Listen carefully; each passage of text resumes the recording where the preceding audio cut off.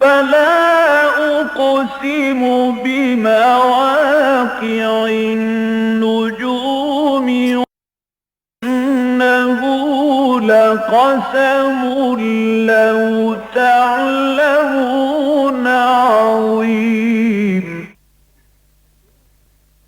إنه لقرآن كريم في كتاب مكنون لا يمسه إلا المطهرون تنزيل من رب العالمين.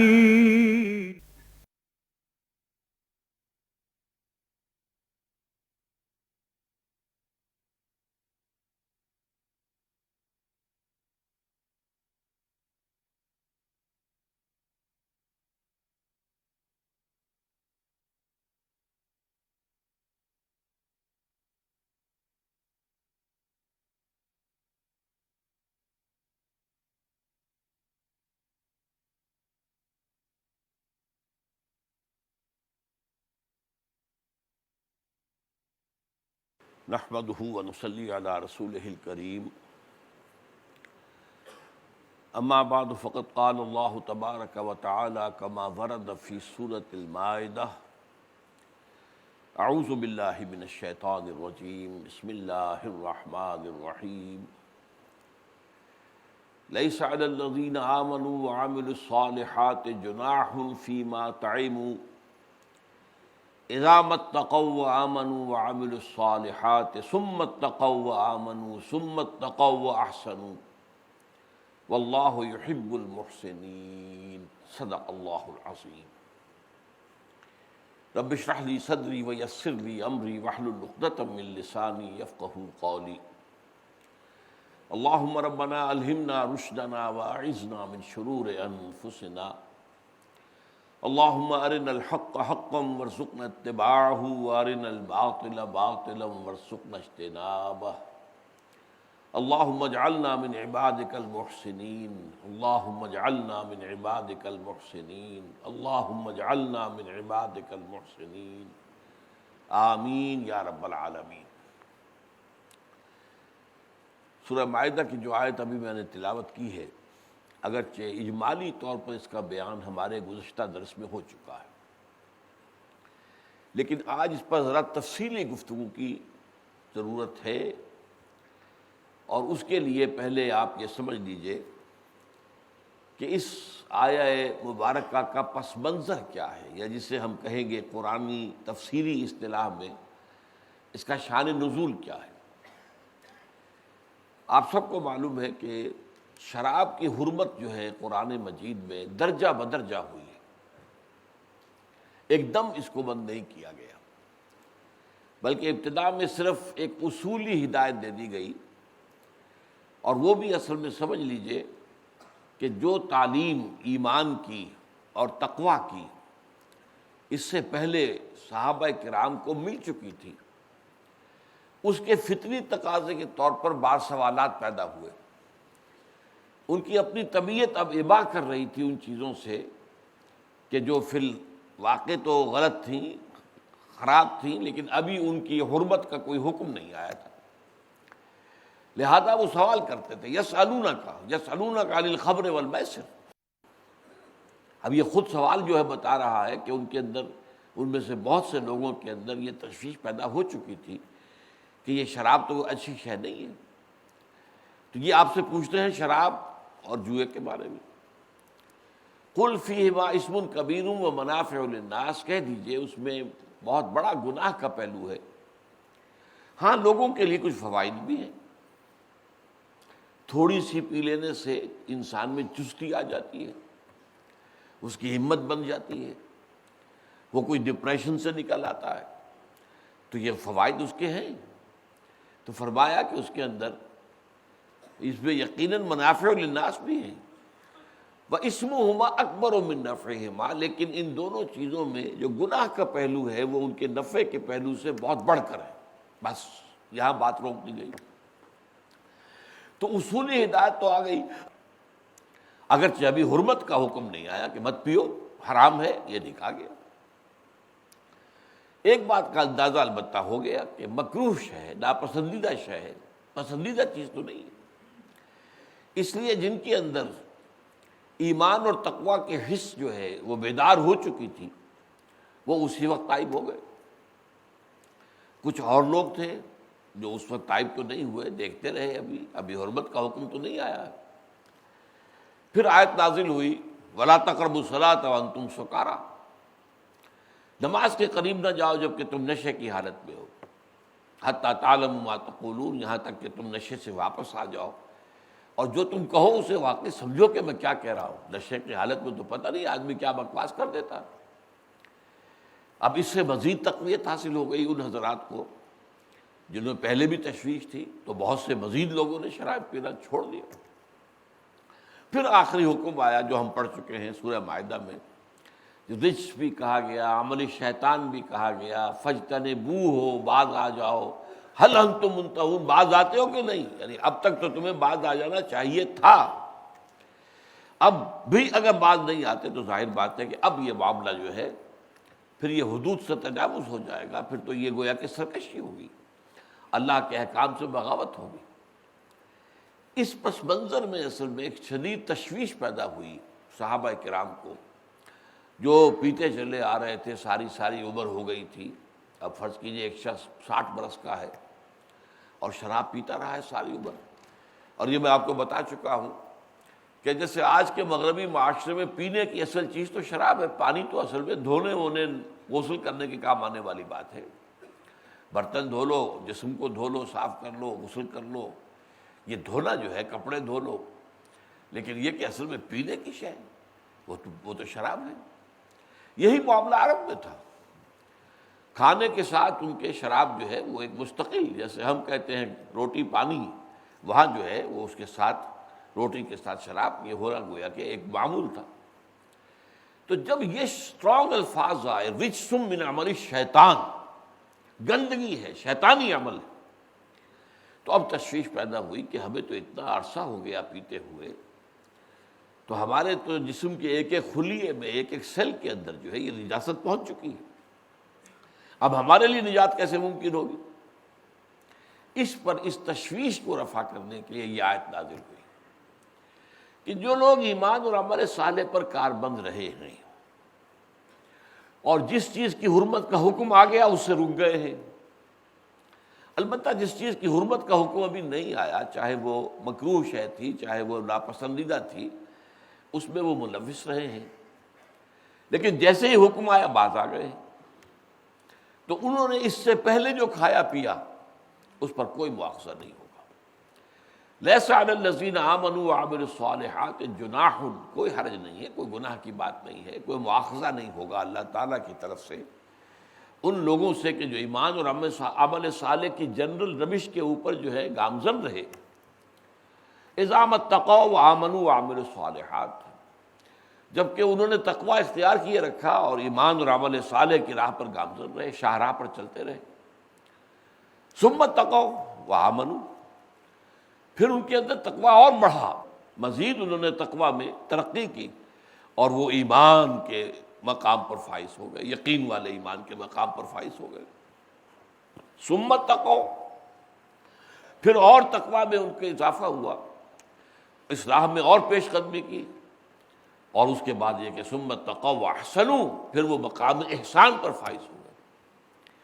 تو اس اعتبار سے اب اس آیت کا ایک حاصل جو ہے وہ سیاق اور سباق اور پس منظر کے اعتبار سے تو وہ تو اتنا ہی ہے جو میں نے بیان کر دیا کہ یہ ایک روش ہے، جو لوگ اس روش پر چل رہے، ایمان عمل صالح، پھر ایمان میں اضافہ، پھر اور عمل صالح، پھر اور ایمان، پھر اور اضافہ، پھر احسان، یہ ایک روش ہے، اور اس کے لیے میں لفظ اب استعمال کر رہا ہوں سلوک۔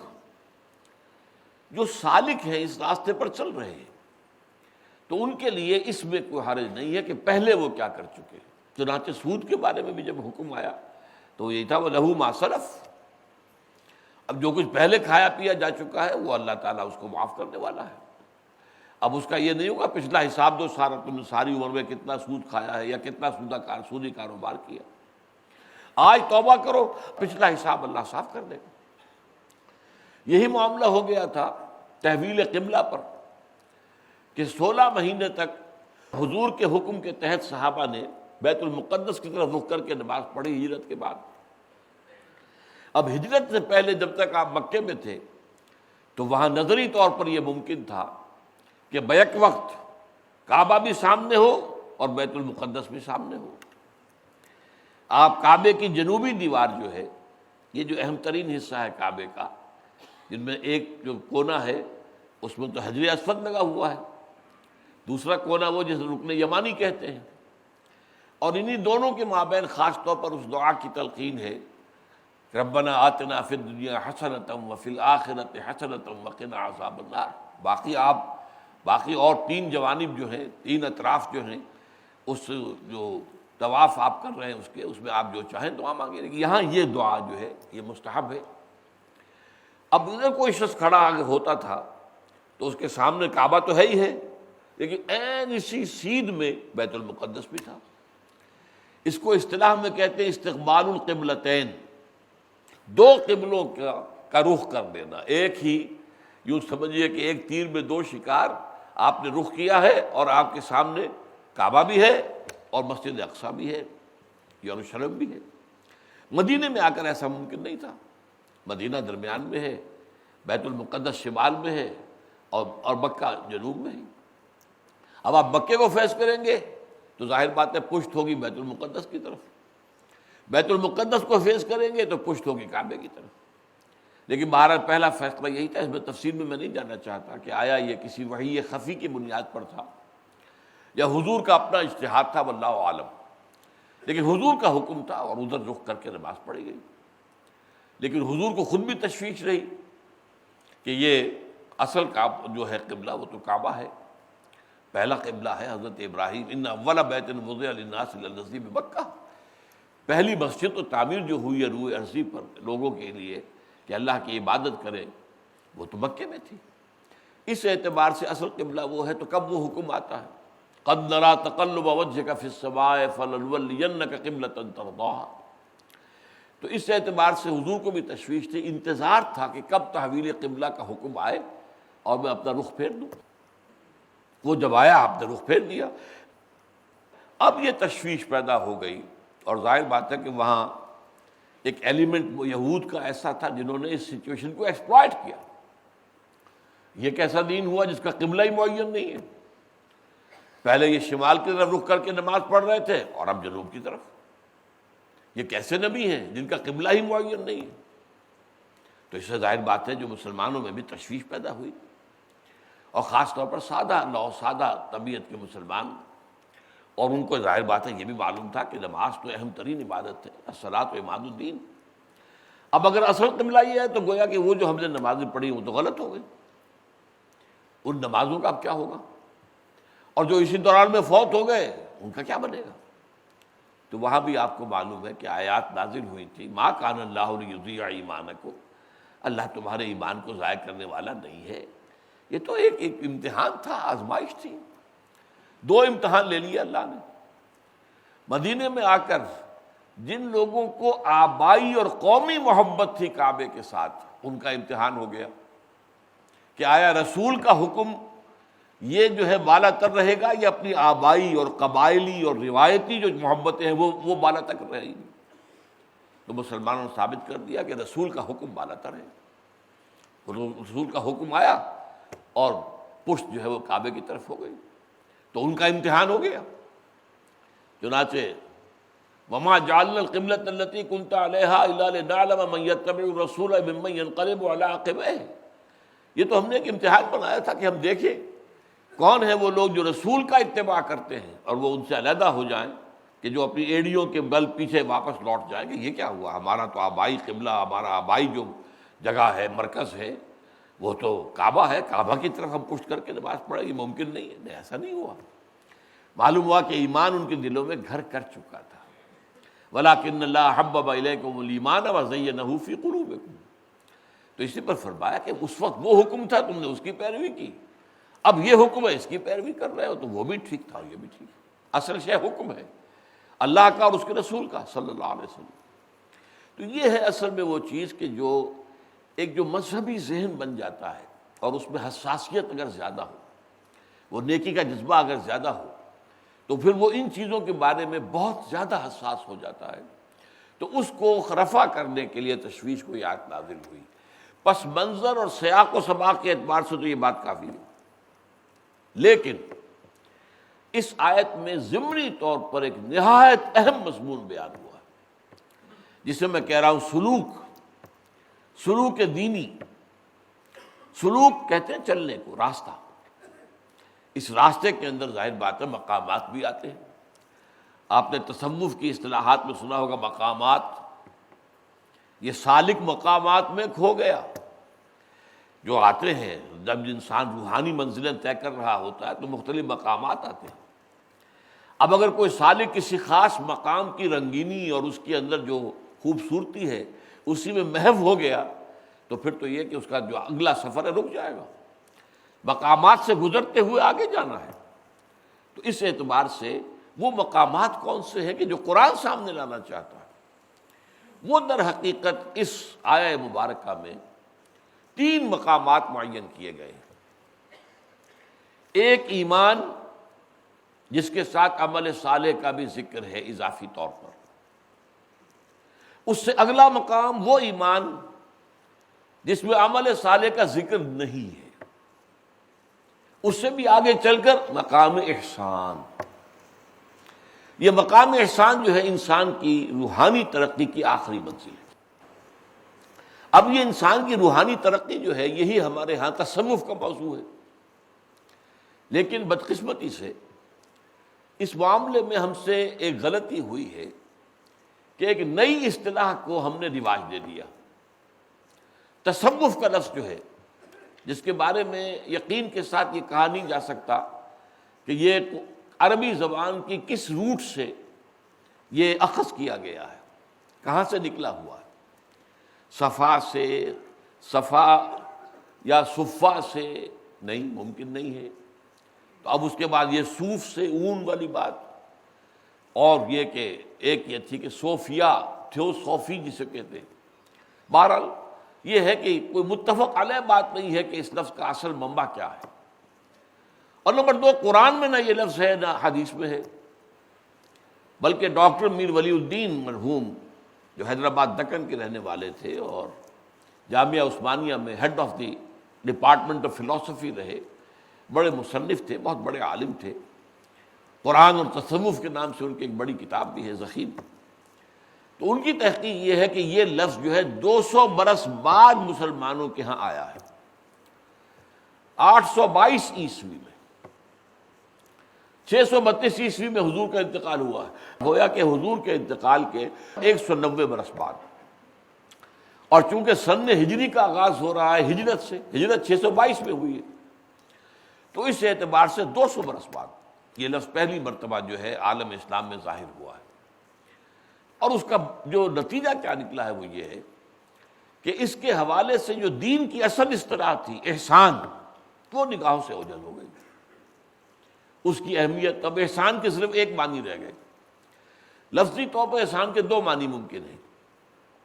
حسن سے یہ لفظ بنا ہے، حسن خوبصورتی، زیبائش، آرائش، کوئی شے جو دل کو لبھانے والی ہو، پسند آنے والی ہو، کہ مختلف اعتبارات سے۔ حسن صورت بھی ہے، حسن سیرت بھی ہے، حسن۔ اب اس حسن سے احسان باب افعال میں جب آئے گا تو اس کے 2 معنی ممکن ہیں۔ ایک معنی ہے کسی دوسرے کے ساتھ حسن سلوک کرنا، اور ایک معنی ہے جو کام بھی کریں اس کے اندر خوبی پیدا کرنا، حسن پیدا کرنا، عمدہ سے عمدہ، اعلیٰ سے اعلیٰ، خوبصورت سے خوبصورت انداز میں وہ کام کرنا۔ یہ احسان کا اصل مفہوم ہے۔ جو انسان اپنے اسلام میں احسان پیدا کرے، یعنی اسلام ایک یہ ہے کہ آپ نے بس ٹھیک ہے موٹی موٹی چند باتیں ہیں ان کو پورا کر دیا، اور وہ بھی کوئی بہت زیادہ دلی آمادگی سے نہیں، اپنے آپ کو کسی طریقے سے لگے بدے انداز میں کسی طرح گھسیٹ کر وہ تقاضے پورے کر دیے، ٹھیک ہو گیا۔ قانونی طور پر تو تقاضے اسلام کے پورے ہو گئے۔ بنی الاسلام علی خمس، اسلام کی بنیاد 5 چیزوں پر اٹھائی گئی ہے۔ کلمہ شہادت ہے، شہادت اللہ الہ الا اللہ وان محمد رسول اللہ واقام الصلاۃ وایتاء الزکوٰۃ وصوم رمضان وحج البیت من استطاع الیہ سبیلا، نماز، روزہ، حج اور زکوٰۃ۔ لیکن یہ ہے کہ اس میں خوبصورتی پیدا کرنا۔ اسلام کے معنی ہے سر تسلیم خم کر دینا۔ اب ہر معاملے میں اللہ کے سامنے سر تسلیم خم ہو جائے، باریک سے باریک چیز میں بھی دیکھا جائے کہ اللہ کو کیا چیز پسند ہوگی، اس معاملے میں کیا چیز ہوگی جو اللہ تعالیٰ کو پسند آئے گی اور راضی کر دے گی، اور اسی کی پیروی کرنا۔ یتبع احسن، جو بہتر سے بہتر پہلو ہو اس کی طرف جو ہے انسان ترقی کرے، بڑھے، آگے بڑھے، کوشش کرے، محنت کرے خوبصورتی سے، یہ احسان ہے۔ تو درجہ احسان جو ہے یہ گویا کہ روحانیت کی آخری منزل ہے۔ اس پر جو گفتگو ہوئی ہے وہ حدیث جبرائیل میں، اور وہ حدیث ایسی ہے جس پر ایک امریکی نے، اسکالر نے، اگرچہ ہمیں یقین کے ساتھ معلوم نہیں ہے کہ وہ ایمان لے آیا ہے یا نہیں، ولیم سی چٹک اور ان کی بیوی موراتا، وہ جاپانی ہے، 350 صفحے کی یہ کتاب لکھی ہے، دی ویژن آف اسلام، اس حدیث پر، حدیث جبرائیل کے اوپر بیس کر کے، اور واقعتاً قابل مطالعہ کتاب ہے۔ پاکستان میں بھی وہ شائع ہوئی ہے، سہیل اکیڈمی شائع کرتی ہے اس کو، بہرحال ضخیم کتاب ہے، مہنگی کتاب بھی ہے۔ پھر یہ کہ ظاہر بات ہے کہ جو علمی دلچسپی اور گہرائی میں اتر کر باتوں کو سمجھنے کی خواہش رکھتے ہیں انہی کے لیے ہے، وہ عام آدمی کے لیے تو نہیں۔ تو اس پر ہماری گفتگو ہوئی ہے، لیکن یوں سمجھیے کہ آج کی میری گفتگو بھی اسی کا تتمہ یا تکملہ ہے۔ اب یہاں جو مسئلہ پیدا ہوتا ہے میں چاہتا ہوں پہلے آپ اس کو سمجھ لیں۔ اس آیت میں ایمان کا لفظ 2 دفعہ آیا، پھر احسان کا لفظ آیا، تقویٰ کا لفظ 3 دفعہ آیا، عمل صالح کا ذکر 2 دفعہ آیا، لیس علی الذین آمنوا وعملوا الصالحات جناح فیما طعموا اذا ما اتقوا وآمنوا وعملوا الصالحات ثم اتقوا وآمنوا، تیسری مرتبہ ایمان، ثم اتقوا واحسنوا، اور پھر وہ احسان، درجہ احسان پر فائز ہو گئے۔ تو ایمان کا لفظ 3 دفعہ، تقویٰ کا لفظ 3 دفعہ، احسان 1 دفعہ، عمل صالح 2 دفعہ۔ یہ کیا فرق ہے؟ کیا یہ ایسے ہی ہے، اتفاقاً ہے؟ نہیں، یہ اللہ کا کلام ہے، اس میں ایک لفظ جو ہے بہت معنی خیز ہے۔ وہ جو غالب نے کہا ہے کہ گنجینہ معنی کا طلسم اس کا سمجھیو جو لفظ کے غالب میرے اشعار میں آوے، جو نہ سمجھنا کہ یوں ہی میں نے کوئی الفاظ پرو دیے ہیں، میرے شعر میں جو لفظ آئے گا تو ذرا اس کے اوپر غور کرنا، وہ گنجینہ معنی کا ایک خزانہ ہوگا، لہذا اس کی گہرائی میں اترنے کی کوشش کرو۔ گنجینہ معنی کا طلسم اس کو سمجھیو، وہ لفظ جو غالب میرے اشعار میں آوے، اور زیر ہر لفظ غالب چیز ہم میں خانہ ہے، غالب کے ایک لفظ کے نیچے تو ہمیں علم کا، معرفت کا میں خانہ پورا کا پورا کھلا ہوا نظر آیا۔ بہرحال غالب کی تو تعلی ہے یہ، لیکن قرآن مجید کے بارے میں تو اس کے ایک حرف کے بارے میں یہ بات صحیح، یہ بات کیوں ہے، کیسے آئی؟ اچھا، اسی میں ایڈ کیجئے سورہ نساء میں 2 ایمانوں کا ذکر ہے، یا ایھا الذین آمنوا آمنوا باللہ ورسولہ، اے وہ لوگوں جو ایمان لائے ہو، ایمان لاؤ اللہ پر، اس کے رسول پر۔ یہ ہماری دعوت ہے۔ بظاہر کوئی شخص جو ہے بہت سطحی سا ہو، جیسے ستیارتھ پرکاش کا مصنف تھا دیانند سرسوتی، اس نے ایسی ہی چیزوں پر اعتراضات کیے تھے۔ یہ کیا مطلب، اے ایمان والو ایمان لاؤ، یہ تو جو ہے محمل ہوگی بات، جو ایمان والے ہیں وہ ایمان لائیں، یہ ہماری دعوت ہے۔ یا ایھا الذین آمنوا آمنوا باللہ ورسولہ، اے ایمان والو ایمان لاؤ اللہ پر، اس کے رسول پر۔ اب یہاں 2 ایمان ہو گئے، ایک سوالیہ نشان تو آ گیا نا۔ یہاں جیسا کہ میں نے عرض کیا 3 دفعہ ایمان کا ذکر آ رہا ہے، لیس علی الذین آمنوا وعملوا الصالحات جناح فیما طعموا اذا اتقوا وآمنوا وعملوا الصالحات ثم اتقوا وآمنوا ثم اتقوا واحسنوا۔ تو یہ بات بھی غور طلب ہے بہت۔ اسی طرح کا انداز سورہ صف میں ہے، یا ایھا الذین آمنوا هل ادلکم علی تجارۃ تنجیکم من عذاب الیم تؤمنون باللہ ورسولہ وتجاہدون فی سبیل اللہ باموالکم وانفسکم۔ اے ایمان والو کیا تمہیں وہ کاروبار بتایا جائے جو دردناک عذاب سے نجات دے دے؟ ایمان لاؤ اللہ پر، اس کے رسول پر، اور جہاد کرو اس کی راہ میں اپنی جان اور مال کے ساتھ۔ یہاں پھر وہی سوال پیدا ہوگا، خطاب کن سے ہو رہا ہے؟ یا ایھا الذین آمنوا، اور ان سے کہا جا رہا تؤمنون باللہ ورسولہ، ایمان لاؤ اللہ پر اس کے رسول، یہاں بھی دو ایمان ہو گئے۔ تو اس اعتبار سے کچھ کوشچن مارکس سامنے آتے ہیں۔ اچھا، اسی کے ساتھ سورہ حجرات میں اسلام اور ایمان دو الفاظ ایک دوسرے کے مقابل میں آئے۔ قالت الاعراب آمنا قل لم تؤمنوا ولكن قولوا اسلمنا ولما يدخل الايمان في قلوبكم۔ یہ بدو اس کے مدعی ہیں کہ ہم ایمان لے آئے۔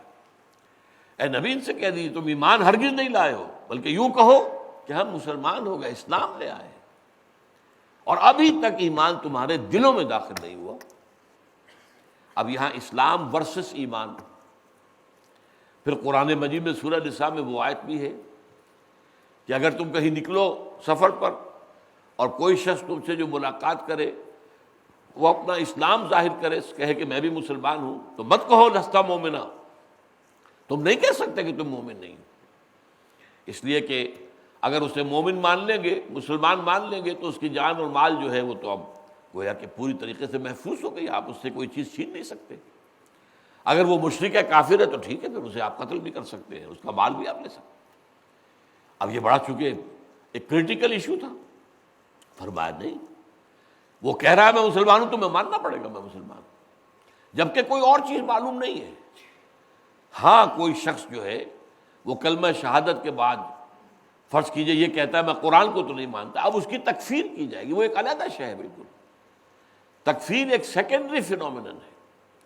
اگر کسی شخص کے بارے میں اور کچھ معلوم نہیں، قطعاً کچھ معلوم نہیں، وہ کہتا ہے اشہد ان لا الہ الا اللہ واشہد ان محمد رسول اللہ، you have to accept him as a Muslim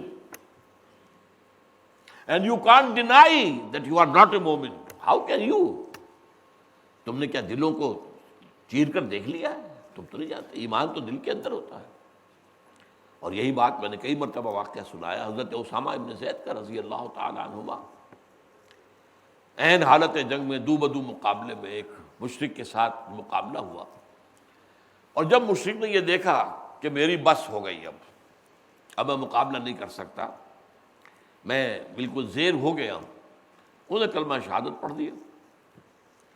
حضرت اسامہ نے یہ سوچا جو میں اور آپ ہوتے تب بھی یہی سوچتے یقیناً کہ اس نے بہانہ بنایا جان بچانے کا، ہیلا کیا، لہذا انہوں نے اسی بنیاد پر تلوار چلا دی، گردن اڑا دی۔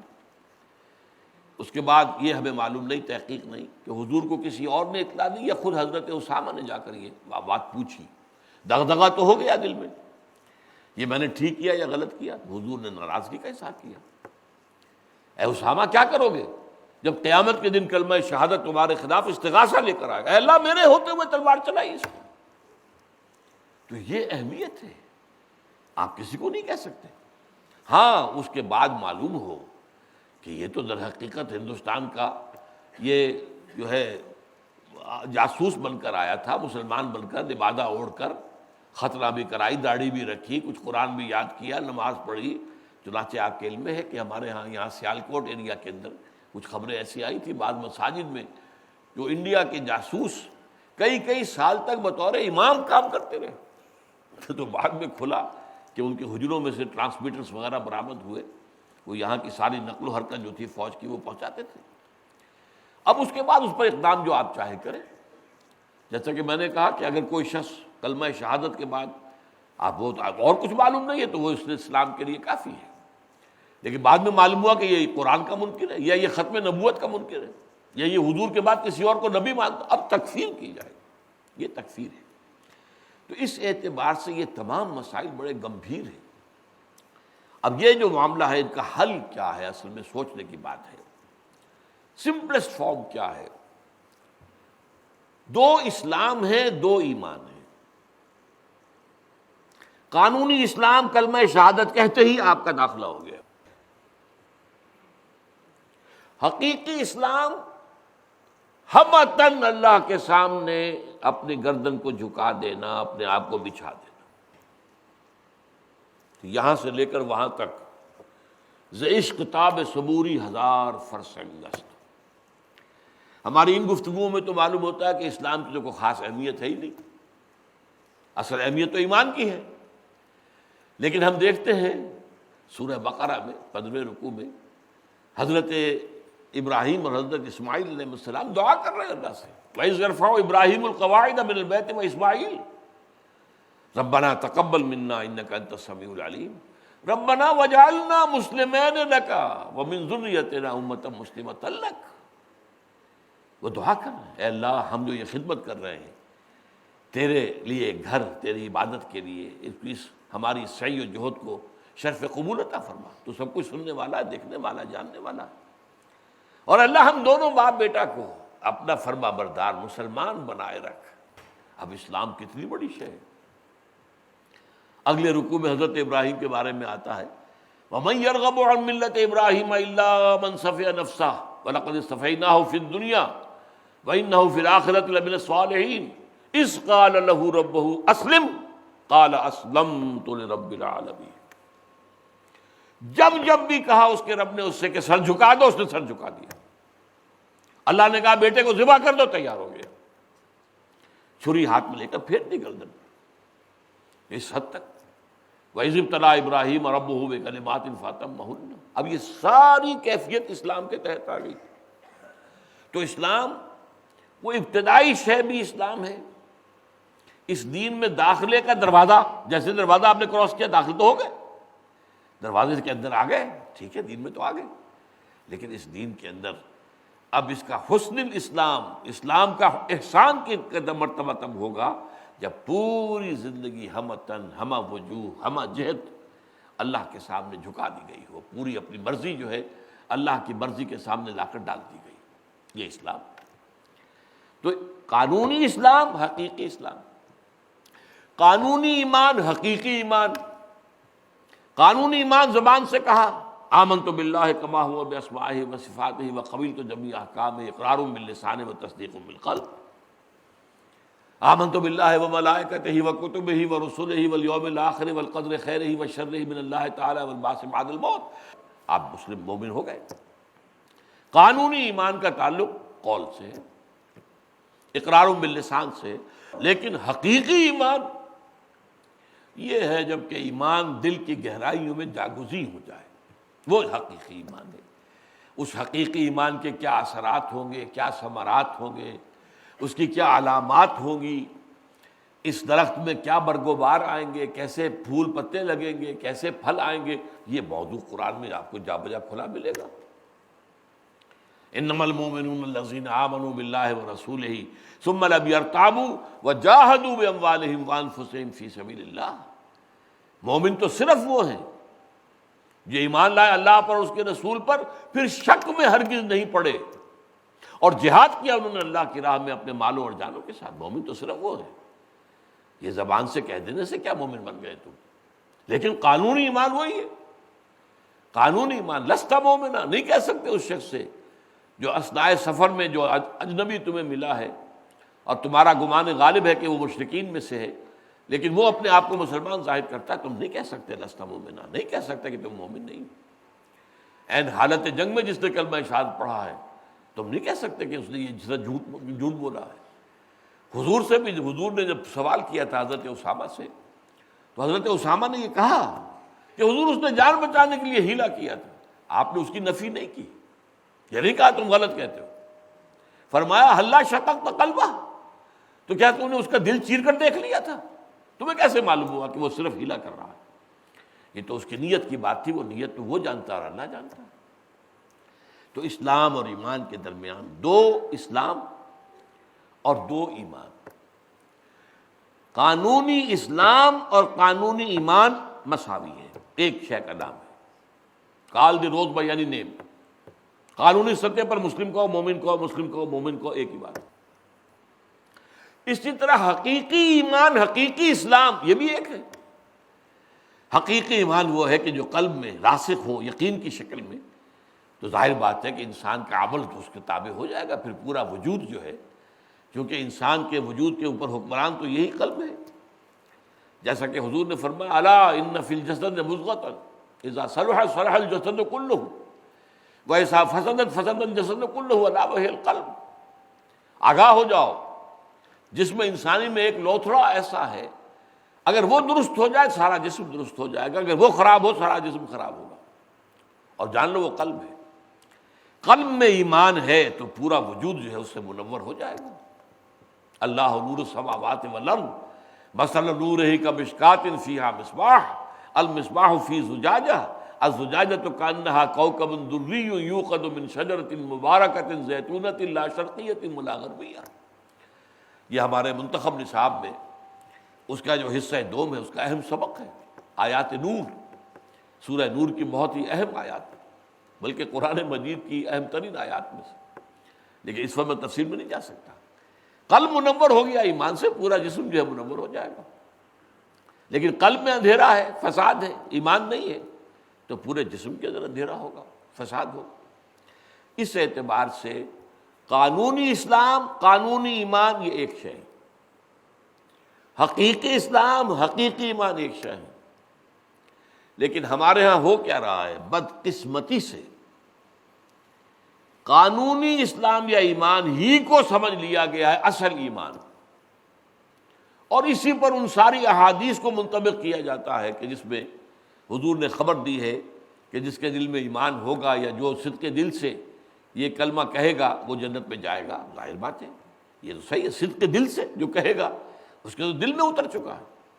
لیکن یہ ہے کہ ہم نے اس قانونی اسلام جس کا تعلق ہے اقرار کے ساتھ یا قانونی ایمان، اس کے اوپر مبنی کر دیا ہے کہ آخرت کا معاملہ سارا اس پر مبنی نہیں۔ یہ مرجئہ کا عقیدہ ہے جو حنفی مسلک ہے اس کے خلاف ہی ہے۔ حنفی مسلک میں ایک بات تو ہے، اس لیے کہ وہ قانونی ایمان کے بارے میں حضرت امام ابو حنیفہ گفتگو کر رہے ہیں، وہ چونکہ فقیہ ہیں، اور واقعہ یہ ہے کہ پوری دنیا میں جو ٹاپ کے قانون کے ماہرین، جیورسٹ، ان میں میرے خیال میں بہت اونچا مقام امام ابو حنیفہ کا ہے۔ وہ ہر معاملے کے لیگل اسپیکٹ پر غور کرتے ہیں، یہ ان کا چونکہ ظاہر بات ہے کہ فقیہ ہے، اور یہ ان کا ایک پہلو ہے، ان کی توجہ کا ارتکاز ادھر ہے۔ تو قانونی ایمان اس پہ ان کی بات بالکل درست ہے، جبکہ وہ یہ کہتے ہیں، اگرچہ کہتے تو یہ ہے کہ ایمان کیا ہے، تصدیق و قول، دل سے تصدیق اور زبان سے قول، لیکن عمل کو اس کا حصہ نہیں مانتے، عمل کو کہتے ہیں وہ ایک جدا گانا شے ہے، ڈفرنٹ اینٹی آل ٹوگیدر۔ اگرچہ اس کا یہ مطلب نہیں ہے کہ نجات کا دار و مدار عمل پر نہیں ہے، وہ میں بعد میں ابھی عرض کرتا ہوں، لیکن وہ یہ سمجھتے ہیں کہ ایمان اور عمل صالح یہ ایک شے نہیں ہے، یہ دو چیزیں علیحدہ ہیں۔ البتہ ایمان میں تصدیق بالقلب اور اقرار باللسان دونوں ضروری ہیں، لیکن اب دنیا کے لیول پر سوچئے، تصدیق بالقلب کو ویریفائی کرنے کا ہمارے پاس کوئی ذریعہ نہیں۔ How do we know? We can't know it. لہذا ان دی فائنل انالیسس وہ صرف قول ہی کے اوپر بات رہ جاتی ہے، اور یہ ان کا موقف ہے کہ جہاں تک ارکان اسلام کا تعلق ہے، جہاں کلمہ شہادت کے ساتھ نماز، روزہ، حج اور زکوٰۃ بھی ہے، لیکن اگر کوئی شخص نماز نہیں پڑھتا تو وہ کافر نہیں ہو جائے گا۔ ہاں، نماز کا انکار کرے گا تو کافر ہو جائے گا۔ زکوٰۃ نہیں دیتا، فاسق ہے، فاجر ہے، انکار کرے گا کافر ہو جائے گا۔ اسلامی ریاست میں تو ظاہر بات ہے، زبردستی اس سے لی جائے گی، اگر نہیں دے گا تو جنگ کی جائے گی، جیسے کہ حضرت ابوبکر رضی اللہ تعالیٰ عنہ نے کیا۔ لیکن یہ کہ کافر نہیں ہو جاتا وہ، تو گویا کہ ارکان اسلام میں سے بھی صرف شہادت یہی باقی رہ گئی۔ امام ابو حنیفہ کا یہ موقف ہے، لیکن جیسا کہ میں نے عرض کیا، وہ اعمال کو علیحدہ تو سمجھتے ہیں، یہ ایمان علیحدہ شے ہے، عمل علیحدہ شے ہے، لیکن نجات اخروی کا دار و مدار اعمال پر بھی ہے، اور وہ کس طور سے؟ اگر تصدیق بالقلب ہے، یہ تو آخرت میں ظاہر ہو جائے گا ہے یا نہیں ہے، یہ تو ہماری مجبوری ہے، دنیا میں ہم فیصلہ نہیں کر سکتے کہ ہے یا نہیں ہے۔ آخرت میں اللہ سے معاملہ ہے، اللہ تو جانتا ہے، علیم بذات الصدور۔ اگر اس کے علم میں ہے کہ یہاں ایمان تو تھا، اب دیکھیں گے اعمال، اگر ایمان ہی نہیں تھا تو اعمال کا سوال ہی پیدا نہیں ہوتا، پھر اعمال کے حساب کتاب کی تول کی ضرورت نہیں ہے۔ لا نقیم لہ یوم القیامت وزنا، وزن اعمال ایسے لوگوں کے لیے نہیں ہے جن کے اندر ایمان ہو ہی نہ سرے سے، وہ تو سیدھے کہا جہنم میں جائیں گے۔ ہاں ایمان ہے، کمزور ہے، لیکن یہ کہ اس کے بعد اعمال کو دیکھیں گے۔ اب اعمال میں اگر نیکیوں کا پلڑا بھاری ہے، گناہ بھی ہے، معصیت ہے، کوتاہیاں ہیں، تقصیرات ہیں، لیکن یہ کہ نیکیوں کا پلڑا بھاری ہے تو سیدھا جنت میں جائے گا انسان۔ اور اگر اعمال میں گناہوں کا پلڑا بھاری ہو گیا تو جہنم میں داخل ہوگا، اور وہاں وہ پھر اپنے گناہوں کے بقدر حساب دے کر اور سزا پا کر پھر وہ وہاں سے نکالا جائے گا اور جنت میں جائے گا۔ تو ایمان اگر تھا تو بالآخر تو جنت میں آ جائے گا، لیکن جہنم میں اس کا یہ تھوڑا قیام بھی کوئی ایسی معمولی بات نہیں ہے۔ سات مستقر و مقامہ، بہت بری جگہ ہے، تھوڑی دیر ٹھہرنے کے لیے بھی اور مستقل قیام کے لیے بھی۔ یہ جو بہت خوبصورت تقابل کیے گئے ہیں، سائمیٹری کنٹراسٹ جو ہے سورہ فرقان کے آخر میں، جنت حسنت مستقر و مقامہ، بہترین خوبصورت ترین شے ہوگی مستقل قیام کے اعتبار سے بھی اور تھوڑی دیر کے لیے بھی، اور جہنم ساعت مستقر و مقامہ، وہ بہت ہی بری جگہ ہے، تھوڑی دیر کے قیام کے لیے بھی اور مستقل قیام کے لیے بھی۔ اس کے پیچھے اصل کیا شے ہے؟ آپ دیکھیے دنیا میں حسین ترین علاقہ، آپ وہاں چلے جائیے، کشمیر چلے جائیے، سوئٹزرلینڈ چلے جائیے، کس قدر خوبصورتی ہے، کیا رعنائی ہے، کتنا دل کو لبھا دینے والے مناظر ہیں۔ مستقل وہاں رہنا پڑے تو وہ کوئی خوبصورتی اور رعنائیت ختم ہو جائے گی، پھر اس میں کوئی انسان کو حسن نظر نہیں آئے گا، بس رہ رہا ہے مستقل، عادی ہو گیا، اب اس کے اندر کوئی دل کو لبھانے والا پہلو ہے ہی نہیں۔ لیکن جنت وہ جگہ ہے کہ جہاں ہمیشہ رہیں گے اور اس کی رعنائیوں میں کوئی کمی نہیں آئے گی۔ اسی طرح جہنم اس کے برعکس، مستقل رہنا تو خیر جو عذاب کا اس کی انتہا ہے اس کا ہم تصور بھی یہاں نہیں کر سکتے، لیکن ذرا سے دیر کا بھی معاملہ اگر ہو گیا تو اس کی ساری سختیاں اور اس کے اندر جس قدر بھی عذاب کی جو شدت ہے وہ ساری کی ساری واضح ہو جائے گی۔ تو اس پہلو سے ساتھ مستقر و مقامہ، تھوڑی دیر ٹھہرنا بھی، اس کو یہ نہیں لائٹلی نہیں لینا چاہیے کہ چلیے کوئی بات نہیں، یہ لائٹلی لینے کا نتیجہ تھا یہود کا لن تمسنا النار الا ایاما معدودات۔ اچھا ہمارے ہاں کیا ہوا ہے کہ اگرچہ امام ابو حنیفہ کا موقف وہ ہے جو میں نے ابھی بیان کیا، لیکن عام طور پر ہمارے جو عوام ہیں، عوام الناس، جہلا، وہ چونکہ قانونی ایمان ہی کو ایمان سمجھ لیتے ہیں، اور قانونی ایمان وہ تو ہے اقرار باللسان والی بات، اور اسی پر نجات کے دار و مدار۔ تو اگر ایمان تھوڑا سا بھی ہوا تو نجات تو ہو جائے گی، لیکن قانونی ایمان پر معاملہ نہیں ہے اللہ کا، اللہ نے ایمان قلبی کا معاملہ ہے، تھوڑا سا بھی ہے تو بالآخر نجات ہو جائے گی، بالکل نہیں ہے تو اعمال کا سوال ہی پیدا نہیں ہوتا نیکی اور بدیوں کے وزن کرنے کا۔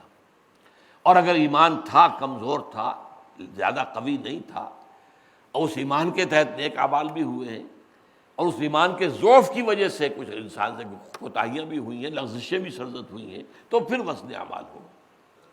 تو اس حوالے سے یہ جو امام ابو حنیفہ کا موقف ہے، جس کو کہ کہا جاتا ہے یار ایمان و قول، تو انالیسس فائنل یہی ہے کہ ان کا معاملہ قول ہی پر بنتا ہے، ولا یزید ولا ینقص، نہ گھٹتا ہے نہ بڑھتا ہے۔ اس کے برعکس امام بخاری بات کرتے ہیں الایمان قول و عمل، اور اس میں امام بخاری ہی نہیں ہے، امام مالک بھی ہے، امام شافعی بھی ہے، امام احمد بن حنبل بھی ہے۔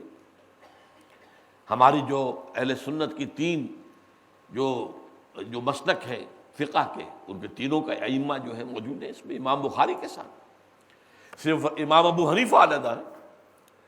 اب ان کا قول جو ہے الایمان قول و عمل، وہ ہے حقیقی ایمان کے بارے میں۔ یہ تطبیق ہے جو اللہ تعالیٰ نے مجھے توفیق دی ہے کہ ان دونوں کے مابین، کہ بظاہر تو یہ بعد المشرقین ہے، الایمان قول لا یزید ولا ینقص، الایمان قول و عمل و یزید و ینقص۔ ایمان تو مجموعہ ہے قول اور عمل کا، عمل صالح ایمان کا جزو لا ینفک ہے۔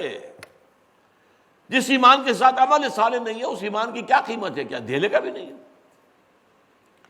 جیسا کہ حدیث میں آتا ہے لا یزنی الزانی حین یزنی وہو مومن ولا یسرق السارق حین یسرق وہو مومن ولا یشرب الخمر حین یشرب وہو مومن.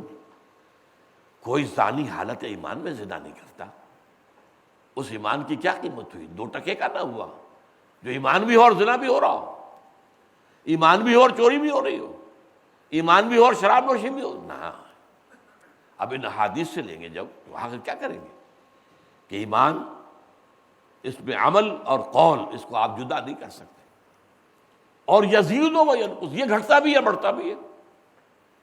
جبکہ وہ جو ایک اسلام ہے یا ایمان قانونی، وہ در حقیقت ایک لیگل سٹیٹس دنیا میں انسان کو دیتا ہے، کانسٹیٹیوشنل اینڈ لیگل سٹیٹس. اس میں کوئی اضافہ نہیں ہو سکتا، کوئی کمی نہیں ہو سکتی. وہ برابر ہے. المسلم کفر لکل مسلم، امام ابو حنیفہ کا قول ہے اور بڑا حکیمانہ قول ہے. ہر مسلمان ایک دوسرے کے مساوی ہے بالکل. سارے سماجی، سیاسی اور دستوری حقوق برابر. یہ نہیں کہ یہ متقی ہے تو اس کا حق زیادہ اور یہ فاسق و فاجر ہے تو اس کا حق کم. نہیں، مسلمان جب تک ہے، if you accept him as a Muslim, he has all the rights. ہاں تکفیر ہو جائے کسی وجہ سے، اس کو دائرہ اسلام سے خارج کر دیا جائے، تب وہ زیرو ہو جائے گا، تب اس کا کوئی حق باقی نہیں رہے گا. مسلمان باپ کے 2 بیٹے ہیں، ایک متقی ہے، تہجد گزار ہے، اور ایک فاسق و فاجر ہے، نماز فرض بھی جو ہے وہ گنڈے داری پڑھتا ہے یا نہیں پڑھتا. تو کیا وراثت میں متقی کو زیادہ حصہ ملے گا اور وہ فاسق کو کم ملے گا؟ نہیں، برابر ملے گا. ہاں اگر کسی وجہ سے وہ نماز کا انکار کر بیٹھے اور کافر قرار دیا جائے، اب زیرو ہو جائے گا. اب اس کا مسلمان باپ کی وراثت میں کوئی حصہ نہیں. اگر وہ حضور کے بعد کسی نبی کی نبوت کا اقرار کر بیٹھے تو اب وہ زیرو ہو گیا، اب اس کا اسلام کا کوئی حق نہیں.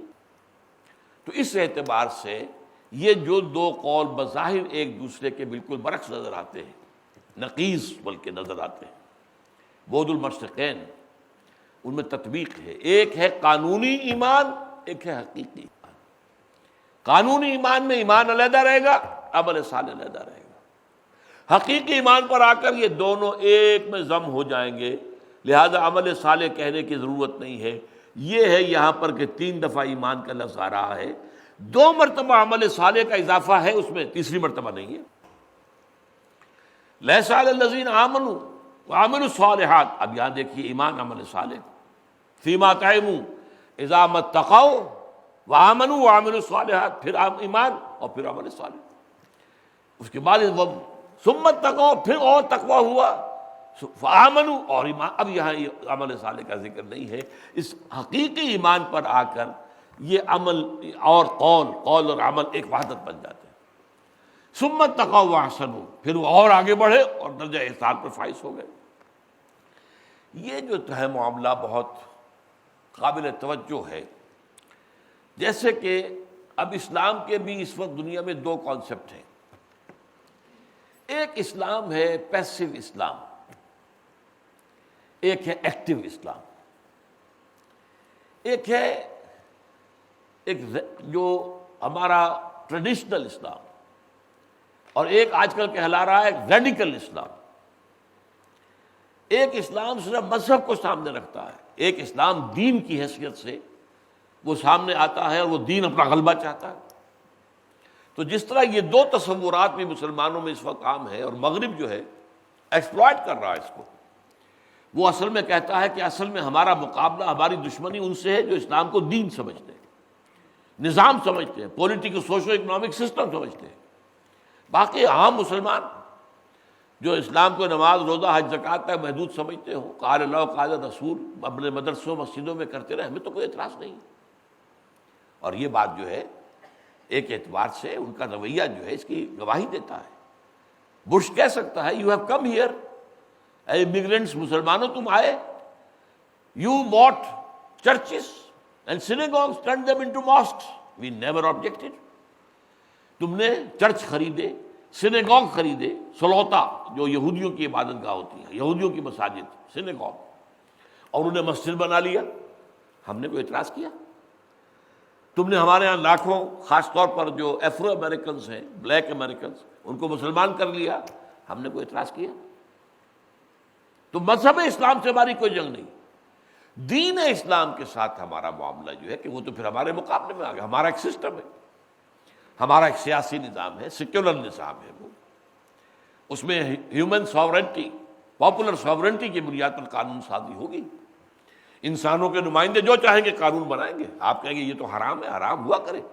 ہماری پارلیمنٹ کی اکثریت نے فیصلہ کیا قانون تو یہی رہے گا. اب رکھو اپنے پاس حلال اور حرام، اپنی مسجدوں میں جا کے قرآن کی تلاوت کر لیا کرو یا کہیں اور. لیکن یہاں تو نظام چلے گا democracy, secular democracy based on popular sovereignty. ہمارا تو کیپٹلزم کا نظام چلے گا، free market, free economy based on interest, capitalism یہ چلے گا. اس کے مقابلے میں ہم کسی نظام کو نہیں آنے دیں گے، اس سے ہماری جنگ ہے. تو جس طرح یہ دو تصورات جو ہیں ہمارے ہاں، ایک حرکی اسلام ہے جس میں حرکت ہے، تحریک ہے، اسی طرح کا معاملہ قابل غور ہے انڈیویجولز کے اندر بھی. ایک اسٹیٹک قسم کا اسلام ہے، جامد. اس دوسرا اسلام، اس کے اندر دین وہ ڈائنامک، آگے سے آگے بڑھنے کی کوشش کرنا، نہ صرف دنیا کے اندر دین کو غالب کرنے کی جد و جہد میں، بلکہ خود اپنی اندرونی کیفیات کے اعتبار سے، اپنے تزکیہ نفس کے اعتبار سے، اپنے اسلام کو ذاتی سطح پر بھی زیادہ سے زیادہ حسین بنانا، خوبصورت بنانا، اس کے اندر دل فریبی پیدا کرنا، اس کے اندر جو ہے حسن پیدا کرنا. اس کے لیے یہ جو سلوک ہے یہ بھی در حقیقت تحریک اسلامی جسے ہم کہتے ہیں، اس کے دونوں اسپیکٹ سامنے رہنے چاہیے. ایک تحریک ہے آؤٹ سائڈ، میں اپنے سے باہر جو جد و جہد کر رہا ہوں، بھاگ دوڑ کر رہا ہوں، دین کو پھیلانا، دین کی دعوت عام کرنا، لوگوں کو جمع کرنا، بلانا، دعوت دینا، منظم کرنا. لیکن ایک یہ کہ میں اپنے اندر بھی اس سفر کو طے کر رہا ہوں یا نہیں کر رہا، اس کی طرف سے جو ہے عدم توجہ ہی نہیں ہونی چاہیے. چنانچہ اس پہلو سے میں آج ریکمنڈ کروں گا آپ کو مولانا مودودی مرحوم کا ایک کتابچہ، بہت ہی قیمتی، تحریک اسلامی کی اخلاقی بنیادیں. چند کتابچے مولانا کے وہ بڑی ابدی حقیقتوں والے کتابچے ہیں. شہادت حق کے نام سے ایک بہت اہم کتابچہ ہے. اسلامی حکومت کیسے قائم ہوتی ہے، ایک بہت اہم کتابچہ ہے. اسلام کا نظریہ سیاسی، بہت اہم کتابچہ ہے. اسی طرح یہ تحریک اسلامی کی اخلاقی بنیادیں، اس میں 4 اصطلاحات کی مولانا مودودی نے تشریح کی ہے. اسلام، ایمان، تقوی، احسان. جہاں تک ان اصطلاحات کا تعلق ہے اس کی بہت خوبصورت تشریح ہے، اور یہ کہ یہ ایک سلوک ہے، اسلام سے ایمان، تقوی، پھر احسان. احسان بلند ترین منزل ہے، جس کا کہ ہمارے ہاں اصل میں نے جیسے کہ عرض کیا کہ اسے تصوف کا نام دے کر ایک علیحدہ شے بنا دیا گیا، اور اس سے دوہرے نقصانات ہوئے. جو قرآن اور سنت کی زیادہ پابندی کرنا چاہتے ہیں انہیں توجہ اس لیے ہٹ گئی، یہ کون سا لفظ ہے، کہاں سے آ گیا ہے، یہ تو اجنبی سے لفظ ہے، نہ قرآن کا لفظ ہے نہ حدیث کا لفظ ہے. انہوں نے اس کے اندر اتر کر اس کے ایسنس پر غور کرنے کی ضرورت نہیں سمجھی کہ ایسنس تو اسلامک ہے، اس کا روحانی ترقی، روحانی بالغگی. انسان جو ہے ان مقامات سے اوپر اٹھتا چلا جائے، وہ صرف مسلمان ہونے پر قانع نہ ہو جائے، بلکہ یہ کہ اس سے آگے وہ ایمان کا درجہ حاصل کرے. اور اس ایمان کے درجے میں بھی اس ایمان کی وہ شدت جس کو کہ حدیث میں جبرائیل میں کہا گیا، جب پوچھا گیا کہ اخبرنی عن الاحسان، تو جواب کیا تھا حضور کا صلی اللہ علیہ وسلم، ان تعبد اللہ کانک تراہ فإن لم تکن تراہ فإنہ یراک. یا ایک دوسری روایت میں کیا الفاظ ہیں، ان تعمل للہ کانک تراہ فإن لم تکن تراہ فإنہ یراک. تم اللہ کی بندگی کرو، پرستش کرو، عبادت کرو، اطاعت کرو، اللہ کے لیے بھاگ دوڑ کرو، جد و جہد کرو، محنت کرو، سعی کرو، اس کیفیت کے ساتھ کہ گویا کہ تم اللہ کو دیکھ رہے ہو. جب ایمان اس گہرائی تک پہنچ جاتا ہے، اس شدت تک، اب اس کا تعلق ہے انٹینسٹی آف ایمان سے.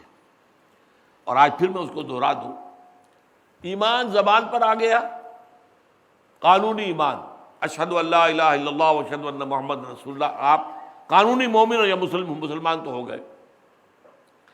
اب اگلا مرحلہ ایمان دل میں داخل ہو جائے، ایک لفظ غور کیے، داخل ہو جائے، یہ دوسرا مرحلہ ہے. تیسرا مرحلہ یہ اتنی گہرائی میں اتر جائے، اس کی انٹینسٹی، اس کی ڈیپتھ اتنی ہو جائے کہ یقین کی وہ کیفیت پیدا ہو جائے کہ جو کسی شے کو آنکھوں سے دیکھ کر یقین ہوتا ہے کہ ہاں آگ ہے۔ ایک تو یہ ہے کہ آپ نے دیکھا کہیں سے دھواں اٹھ رہا ہے، تو آپ کی عقل اور منطق آپ کو کیا بتائے گی؟ آگ لگی ہوگی وہاں پر، اس لیے کہ میرے دماغ کے کمپیوٹر کی میموری میں یہی ہے کہ جہاں دھواں وہی ہوتا ہے جہاں آگ لگی ہو، لہذا اگر دھواں ہے تو آگ ہے، لیکن آگ آپ نے دیکھی نہیں۔ یہ علم الیقین کہلاتا ہے کہ آپ کو علم ہو گیا کہ یہاں آگ ہوگی، لیکن عین الیقین یہ ہے کہ آپ نے آگ دیکھ لی، آگے گئے جا کے دیکھا واقعی آگ بھڑکی ہوئی ہے، یہ عین الیقین۔ عین الیقین کے درجے تک ایمان کا پہنچ جانا یہ احسان ہے۔ یہ دل کا معاملہ جو اس کی گہرائیوں کا آپ اندازہ نہیں کر سکتے۔ دل دریا سمندروں ڈونگے، کون دلا دیا جانے ہوں، اس کی کیا وجہ ہے؟ یہ دل جو ہے یہ در حقیقت روح کا مسکن ہے، اور اس روح کا تعلق براہ راست اللہ کی ذات کے ساتھ ہے۔ جب اس روح کے اندر ایمان پوری طریقے سے مزین ہو جائے، اب یہی بات جو ہے سورہ حجرات میں آئی ہے، میں نے اس لیے 3 دفعہ کہا تھا داخل ہونا داخل ہونا داخل ہونا۔ داخل ہونا ایمان کا نقطۂ آغاز ہے، حقیقی ایمان کا، اور راسخ ہو جانا، مزین ہو جانا، یہ اس کی آخری منزل ہے۔ چنانچہ ایک طرف یہ فرمایا قالت الاعراب آمنا قل لم تؤمنوا ولکن قولوا اسلمنا ولما يدخل الايمان في قلوبكم۔ یہ بدو دعویٰ کر رہے ہیں کہ ہم ایمان لے آئے، نبی ان سے کہہ دیجئے تم ایمان ہرگز نہیں لائے ہو، یوں کہو کہ ہم ایمان اسلام لے آئے، اور ابھی تک ایمان تمہارے دلوں میں داخل نہیں ہوا۔ یہ تو تھا وہ انٹری، دل میں داخل ہو جانا، اور جب یہ داخل ہو کر راسخ ہو کر مزین ہو جائے، خوبصورت ہو جائے، درجہ احسان۔ اسی سورہ حجرات کی آیت میں ہے صحابہ کرام سے خطاب کر کے وَلَكِنَّ اللَّهَ حَبَّبَ إِلَيْكُمُ الْإِيمَانَ وَزَيَّنَهُ فِي قُلُوبِكُمْ۔ اللہ کا تو تم پر بڑا کرم ہوا ہے اے محمد کے صحابہ کہ اس نے تمہارے نزدیک ایمان کو بہت محبوب کر دیا ہے، اور اسے تمہارے دلوں میں کھبا دیا ہے، تمہارے دلوں میں حسین بنا دیا ہے۔ زَيَّنَهُ، یہ کیفیت احسان کی ہے، ان تعبد اللہ کأنک تراہ فإن لم تکن تراہ فإنہ یراک۔ یہ کیفیت در حقیقت پیدا کرنا، یہ بھی مقاصد میں شامل ہونا چاہیے۔ صرف اسلام کے اوپر قانع ہو جانا نہیں۔ یہ جو 2 ایکٹیویزم ہیں، نوٹ کر لیجئے، ایمان کی بنیاد پر 2 ایکٹیویزم سامنے آئیں گے۔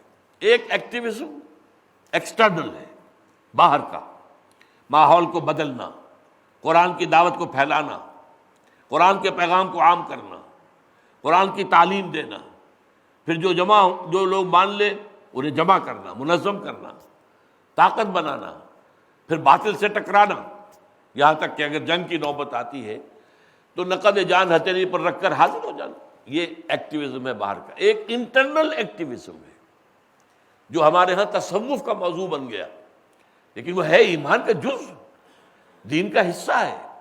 صرف یہ کہ ایک عنوان جو آ گیا اس کے اوپر، اس کی وجہ سے بعض لوگ اباح کرتے ہیں۔